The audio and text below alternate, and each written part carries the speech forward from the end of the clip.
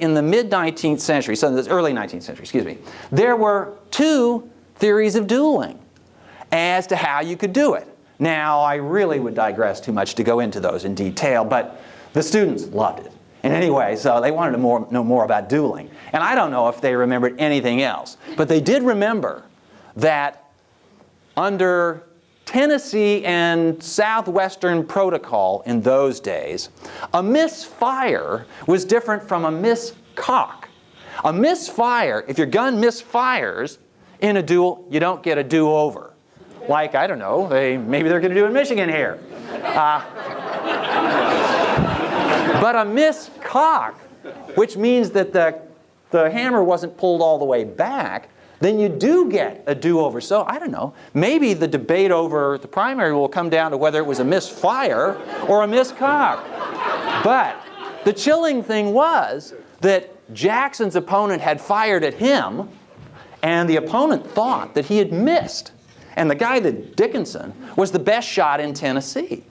And he'd fired at Jackson, and Jackson stood there, and nothing happened. He didn't fall over, he didn't die, he didn't spurt blood or anything.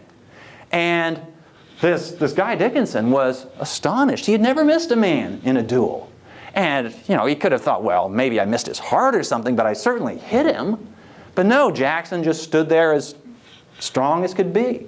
And so Jackson puts down his gun, aims at Dickinson. They're 8 paces, 24 feet apart, you know, from here to there. And Jackson pulls the lever, and click, nothing happens. It didn't go off. And so the seconds come up, and they check, well, was it a misfire or a miscock? The ruling came down.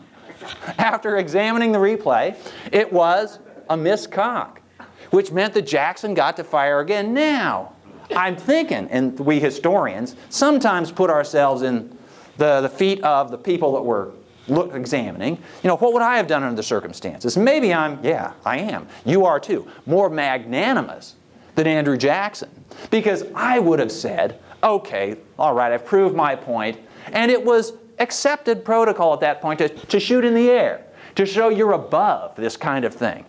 Not Jackson. He leveled that pistol right at Charles Dickinson. And Dickinson, of course, who had been, you know, sweating bullets the first time around, when he's waiting for Jackson to shoot him and the gun doesn't fire, think, oh God, I'm saved.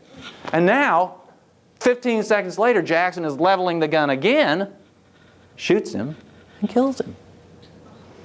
And there were people in the United States who were, well, Jackson wasn't famous at the time, so I was about to say there are lots of people in the United States who were appalled at this. No, they became appalled later when Jackson ran for president.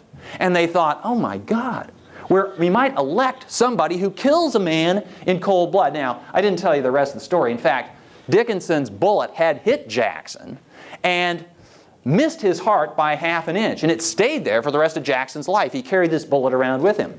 But when Andrew Jackson became your enemy, this was serious stuff. And Andrew Jackson did not make enemies lightly. He didn't go around dueling with everybody in sight, but if you insulted his wife, then that was grounds for a duel. And probably a quarter of the American electorate, when Jackson ran for president in 1824 and again in 1828, thought that this fact alone disqualified him for the presidency. Any man who would duel, what a barbarous custom. And they said, we'll never have anything to do with Andrew Jackson. But a majority of the American electorate apparently took the idea that, well, yeah, he insulted his wife. That's what I would have done too. Good for Andy Jackson. Now, the larger point here is, and I'll come back to this, one of the secrets of success in American politics is the ability to make enemies. To make enemies and to use your enemies in the way you want to use them.